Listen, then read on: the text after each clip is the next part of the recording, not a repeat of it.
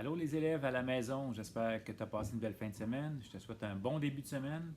Donc, cette semaine en mathématiques, on va parler des frises. Donc, on va apprendre à construire des frises et ça se fait avec des axes de réflexion. Donc, je t'encourage à aller lire comme il faut la page 97. Puis, je vais juste apporter une petite précision concernant la page 98.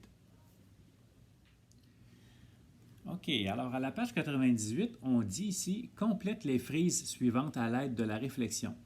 Alors, pour t'aider, je veux juste te préciser où sont les axes de réflexion. Donc, prends ta règle et ton crayon, puis on va faire les axes de réflexion ensemble. Donc, dans le A, l'axe de réflexion, il est juste ici. Donc, ça va faire comme un effet miroir. Et là, tu répètes ici le motif de base, de l'autre côté du miroir jusqu'au bout. Donc, dans le B, l'axe de réflexion, ça va être ici. Donc, fais ta ligne ici. Dans le C, tu dois faire ton axe de réflexion ici.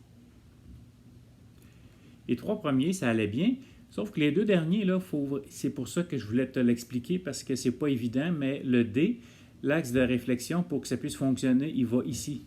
Donc, viens faire ta ligne avec ta règle ici. Tu vois, donc, la réflexion est déjà commencée avec le triangle ici. Alors, tu dois le continuer jusqu'au bout. Dans le E, même chose, l'axe de réflexion, pour que ça puisse fonctionner, il doit aller ici, en plein milieu.